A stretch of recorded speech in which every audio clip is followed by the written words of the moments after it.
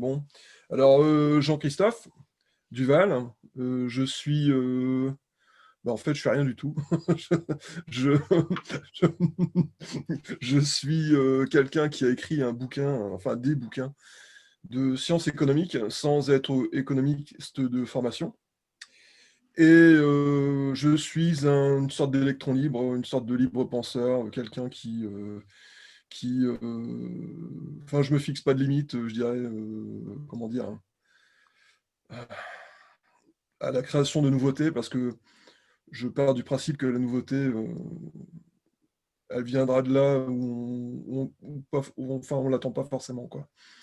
Et je pars du principe que aussi, enfin, intuitivement, j'ai toujours eu une intuition, quoi, qu'il y avait un problème qui était lié avec la monnaie et que notre système monétaire nous obligeait à faire des choses assez folles par rapport à l'écologie. Et en fait, on a un système monétaire qui nous oblige en gros à être nuisible vis-à-vis du monde, vis-à-vis de la planète. Et donc, mon souhait, mon travail, c'est de tenter de mettre ça en évidence. Bon, des fois, ça marche, des fois, ça marche pas. Donc voilà. L'économie, c'est une science humaine parmi plein d'autres sciences humaines et que toutes sont liées, en fait. La sociologie, la psychologie, la philosophie, l'anthropologie, l'éthologie, enfin, toutes ces choses-là sont liées entre elles. Et je pense pas qu'il faille dire que, comme on entend souvent dire, que la science économique est une science qui convoque toutes les autres. Je pense qu'en fait, la science économique est une science parmi tout un tas d'autres sciences et qu'elles sont toutes liées entre elles en des points multiples et à des moments multiples, en fait. Et il faut avoir conscience de ça dorénavant, je pense. Ben moi, je suis économiste de formation. Je crois que je suis la seule de ce groupe à être un pur produit de l'université et de la pensée standard en économie. Donc, j'ai fait de la licence 1 jusqu'à une thèse vraiment en ultra standard sans savoir que j'étais formatée à la pensée standard. Et quand j'étais maître de conf, mon premier poste, je l'ai eu à Paris 1. Et c'est là où j'ai rencontré mes premiers économistes hétérodoxes. Je ne savais pas qu'il y avait une pensée différente en économie jusque-là. Et voilà, et donc j'étais très en colère contre l'institution qui ne m'avait pas finalement prévenu que c'était pas la vérité qu'on m'enseignait, c'était une façon de penser et qu'il y en avait plein d'autres. Et à partir de là, j'ai fait un boulot de déconstruction complet de ce formatage et ça n'a pas été facile, ça m'a pris 10 ans.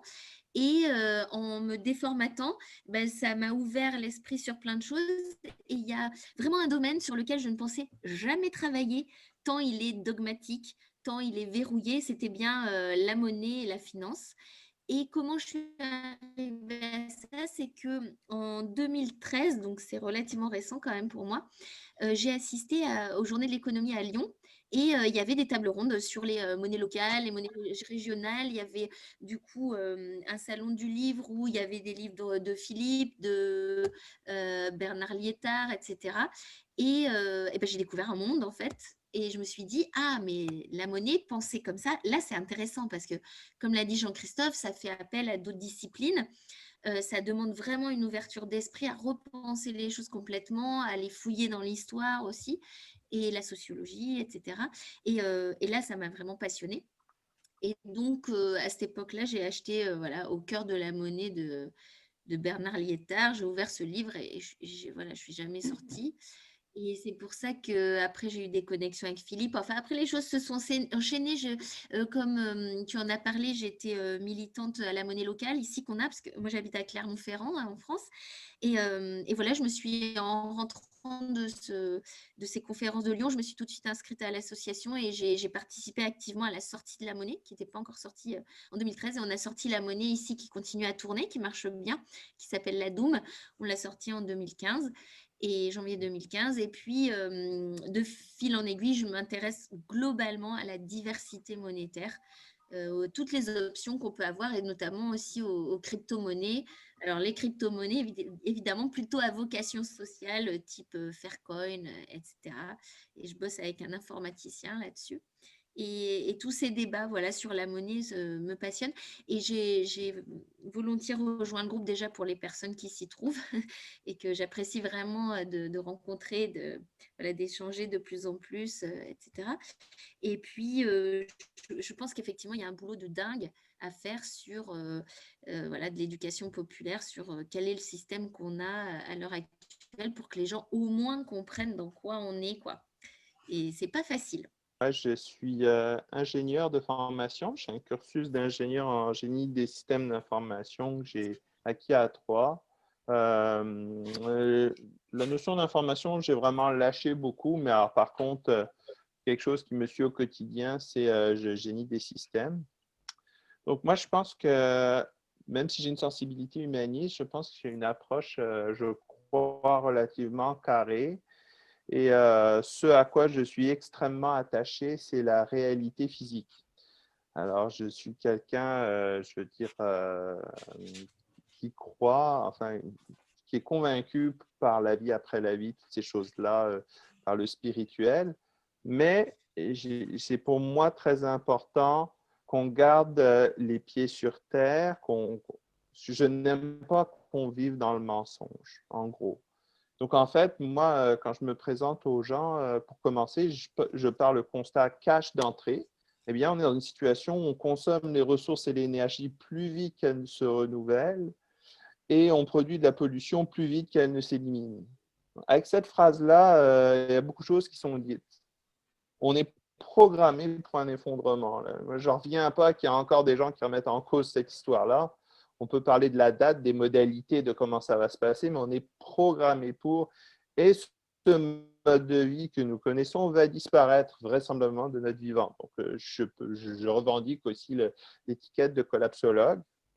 Je m'intéresse beaucoup aux questions d'adaptation radicale, qui, je ne sais pas si tu connais, c'est un cadre en fait, c'est l'universitaire Jem Bendel qui, lui, a eu un réveil collapsologique, surtout induit par le dérèglement climatique. Il s'est moins intéressé aux autres questions telles que l'épuisement des ressources et pics pétroliers.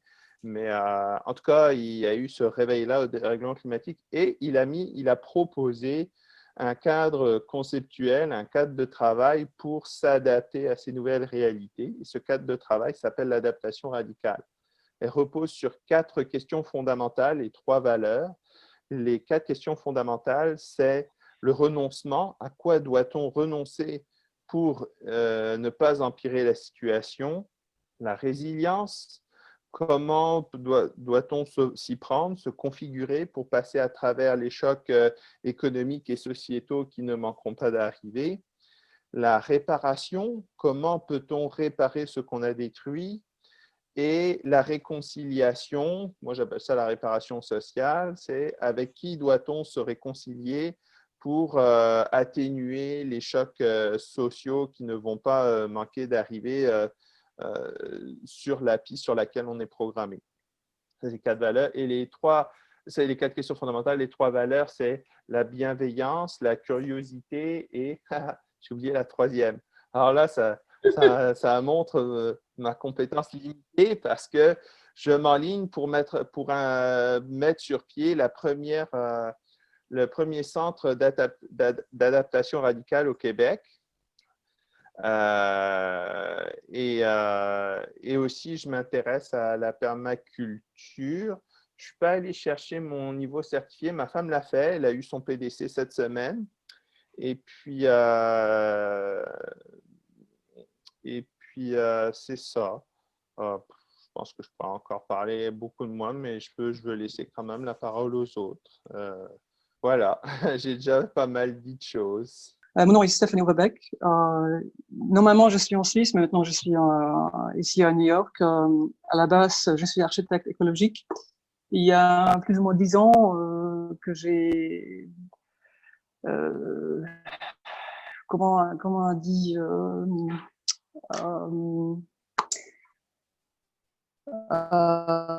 réveillé qu'il y a vraiment un grand problème avec la base, avec qui après j'ai travaillé pendant plusieurs années sur développer des courses business en fait à l'université. Et ma côté, en guillemets, c'était de développer des jeux pour des étudiants. Et alors, j'ai développé des jeux. À mon avis, c'était une autre manière à créer une expérience. Je dis pas que les livres sont pas bien, mais pour moi, les jeux, c'est plus direct parce que ça crée une expérience qu'on peut parler après. Qu'est-ce qu'on a expérimenté? C'est quoi le monnaie complémentaire? Comment ça fonctionne? Mais il y a autre chose. Il y a aussi l'énergie. Hein. Ça, il y a quelqu'un qui a parlé de l'accord de la monnaie. Et ça, c'est de l'autre côté de la monnaie. Alors, la monnaie émotionnelle, plutôt la côté émotionnel et psychologique et collectif, en fait. Et voilà, après, j'ai quitté mon job comme architecte et maintenant, je fais full-time ici à New York. On a créé une NGO, non-profit organization, pour développer des jeux et pour l'éducation. Pour le moment, on a 2 jeux. Il y a un jeu de table sociaux qu'on peut jouer avec le Monopoly, si on veut. D'ailleurs, on va entre le marché ici aux États-Unis, j'espère en quelques semaines. Et un autre jeu digital qu'on a laissé digitaliser, qui s'appelle Crystal Island, et on essaye à entrer dans les écoles.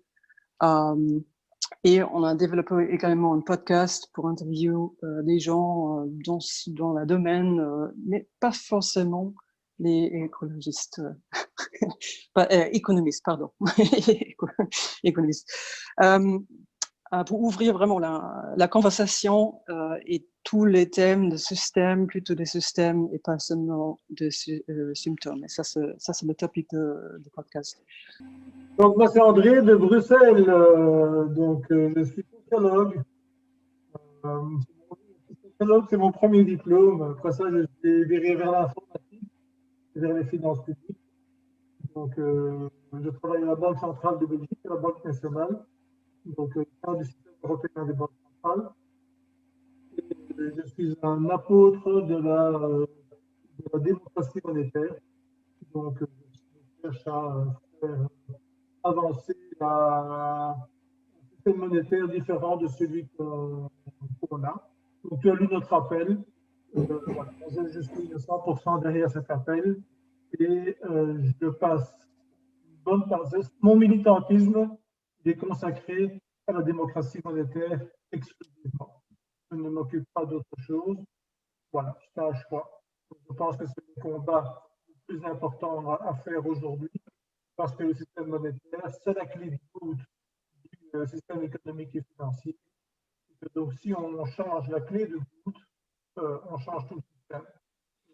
Je pense qu'il suffirait de changer quelques paramètres du système monétaire pour qu'on soit dans une autre civilisation, parce que l'effet levier du système monétaire est absolument considérable. Donc, je fais de l'analyse comparée du système monétaire depuis l'Égypte antique jusqu'à nos jours, avec la civilisation romaine, avec les monnaies locales, avec tous les systèmes monétaires possibles et imaginables.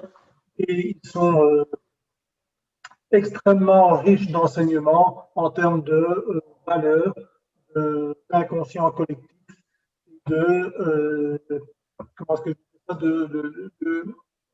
gouverne notre façon de faire, notre psychologie individuelle, notre psychologie collective.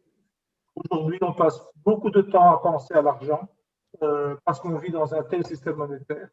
Au Moyen-Âge, on ne pensait pas à l'argent parce que le système monétaire était totalement différent. Donc, je pense qu'il structure notre psychologie individuelle et collective. Et donc, ça fait partie de nos archétypes.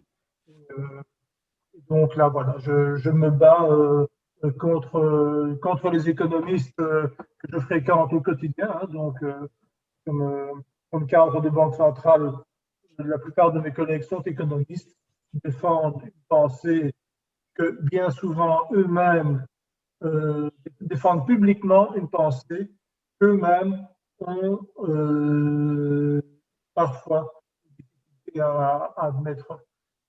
Ils sont pris dans des enjeux personnels, des enjeux institutionnels, qui font qu'en fait, ils sont prisonniers de la pensée dogmatique et ne changeront de système de pensée qu'à partir du moment où ils auront vu qu'il y a une porte de sortie pour eux également. Bon, c'est humain. Beaucoup de ces gens ont des emprunts hypothécaires, ont des familles à nourrir, voilà, ont des objectifs de réussite personnelle et donc sont pris dans un système dont ils se rendent compte des limites. Alors, il y en a quelques-uns qui sont totalement inconscients. Ce ne sont pas les plus intéressants. Voilà, donc moi je suis un apôtre, un évangéliste, on appelle ça comme voilà. Et j'adore ce qu'on fait ici. Voilà, on a des travaux en cours. Là, je suis diplômé en sociologie. Hein. Ça, c'est ma formation de base. À 18 ans, j'étais un révolutionnaire. Hein, donc, j'avais une grande barbe, des longs cheveux. Donc, je voulais mettre des bombes partout. Et puis après ça, j'ai fait l'informatique. Ça semblait plus raisonnable. Ça permettait à ma famille de vivre. Tu vois. Ce qui m'a permis d'entrer dans une banque centrale. Alors, ben moi, je suis donc Fabien.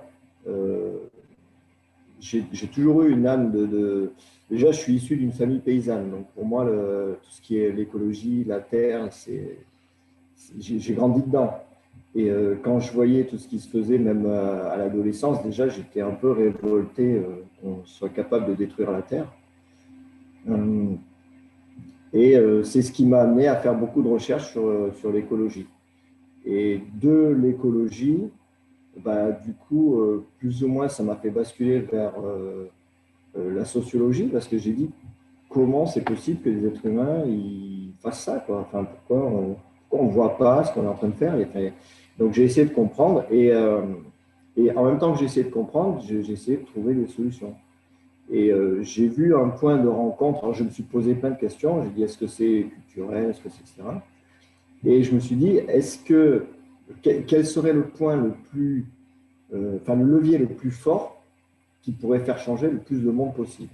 Bon, j'avais pensé à la religion, j'avais pensé à plein de choses, et puis finalement, je me suis dit, non, en fait, le point qui est partout sur Terre, quasiment, c'est l'économie.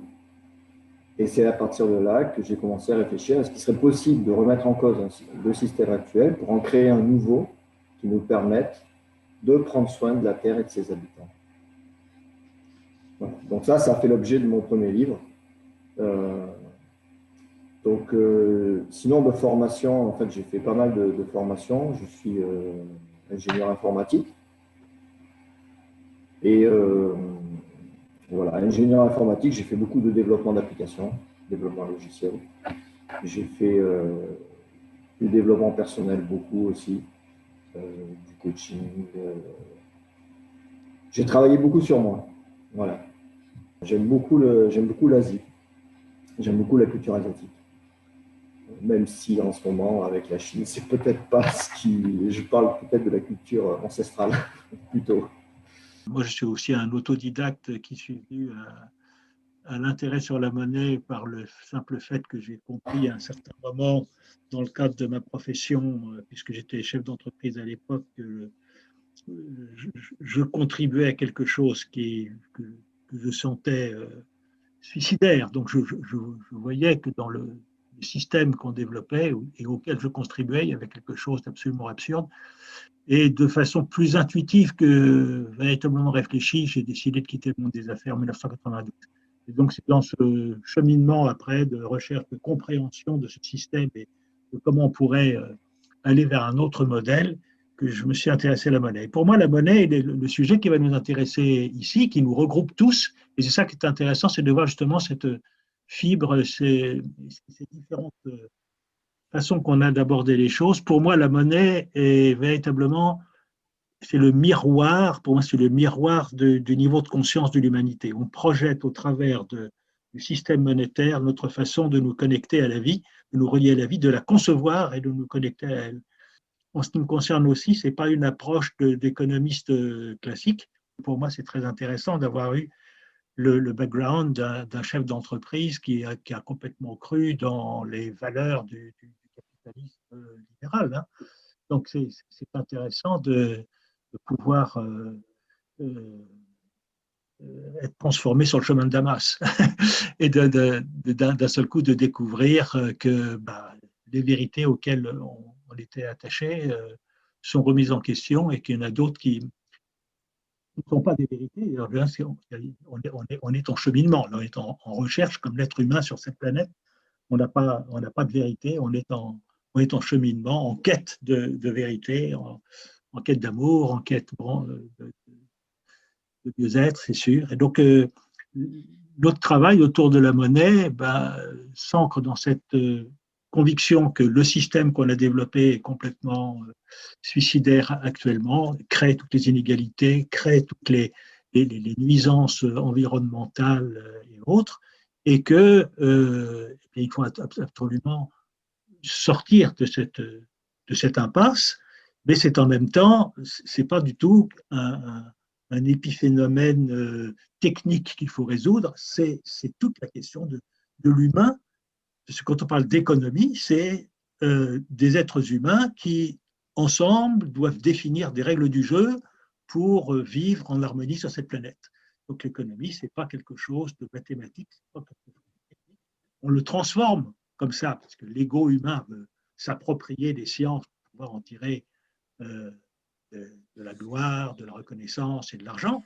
Mais ça, c'est la paupérisation de ce qu'on en fait, alors qu'en fait, ce qui nous réunit ici, même si ça tourne autour de la monnaie, pour moi, la monnaie n'est intéressante que dans la mesure où elle me reflète là où les êtres humains en sont aujourd'hui, et donc m'inspire sur